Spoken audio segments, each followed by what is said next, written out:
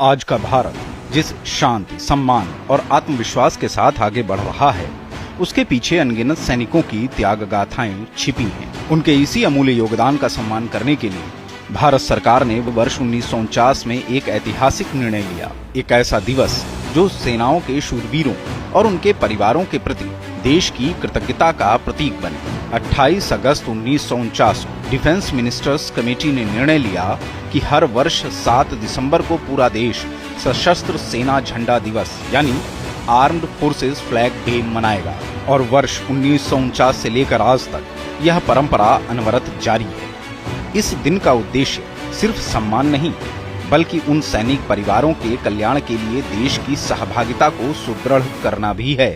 भारत सरकार के केंद्रीय सैनिक board, department of ex serviceman welfare और रक्षा मंत्रालय द्वारा संचालित armed forces flag day fund यानी AFFDF युद्ध में वीरगति को प्राप्त हुए सैनिकों की विधवाओं यानी वीर नारियों, दिव्यांग अथवा घायल सैनिकों और पूर्व सैनिकों यानी एक्स सर्विसमैन के पुनर्वास, चिकित्सा और कल्याण के लिए समर्पित है। राज्य और जिले के सैनिक बोर्ड इस निधि को सीधे लाभार्थियों तक पहुंचाते हैं। यह पूरी प्रक्रिया रक्षा मंत्रालय के अधीन संगठित, पारदर्शी और औपचारिक है।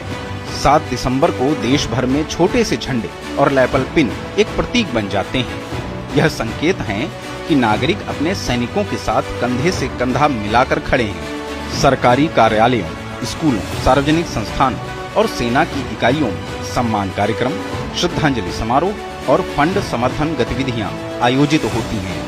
भारत के प्रधानमंत्री से लेकर रक्षा मंत्री, CDS, तीनों सेनाओं के प्रमुख और भारत सरकार के वरिष्ठ अधिकारी इस दिन राष्ट्र से अपील करते हैं कि हम सब मिलकर अपने सैनिकों और उनके परिवारों के लिए AFFD फंड को और मजबूत बनाएं।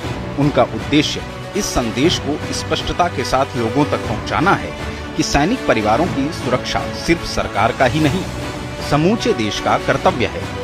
सशस्त्र सेना झंडा दिवस वह सेतु है जो नागरिक और सैनिक के बीच सम्मान, कृतज्ञता और जिम्मेदारी को जोड़ता है।